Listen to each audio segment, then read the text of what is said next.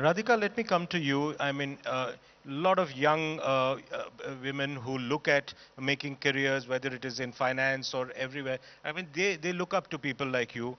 Startups, which India is talking about, a lot of startups. It's now the third largest startup ecosystem in the world, and yet this constant refrain, even now, while things are changing, but there is this refrain of women still being discriminated against when they look at, approaching funding, women-led startups not getting enough funding, and that, is another important engine of growth. Talking about the 5 trillion ambition, if you do not have women-led startups literally taking a lot of the load of taking the economy forward, how does that work? How do you see this?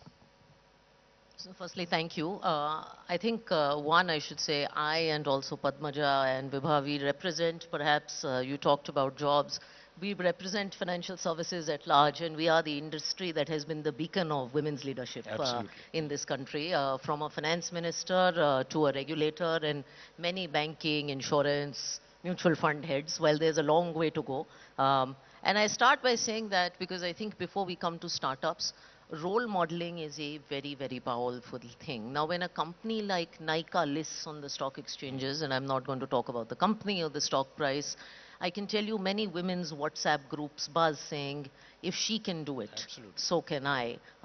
When you see a woman CEO like Vibha, or anyone else stand up and talk and say she's leading a 1 lakh crore market cap insurance company, if she can do it, perhaps I can. And I cannot tell you, I'm a recent mother, how many women write into me, and their primary two pieces of advice are, one, should I get married, and what kind of guy should I marry? I mean, it's not career advice, but it's actually what kind of guy.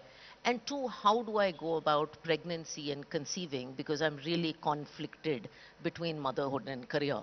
So I think this is important. Now, coming to the subject of jobs and startups, I think there are 2 points of excitement. So labor force participation is poor. All of that is known. Uh, I think we need to do both. We need to create more jobs for women in corporate India, and we need to make the women's startup story better.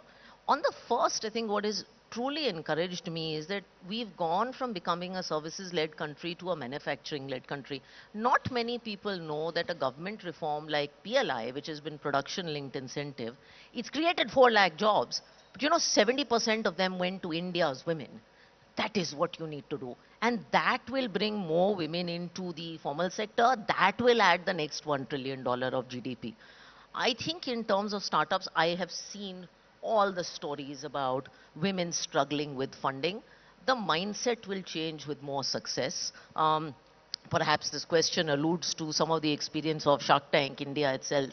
But I think what's the most inspiring thing to see, and while I can't talk till the show airs, is when you see a woman founder come up and pitch, and two men are fighting to invest in her company.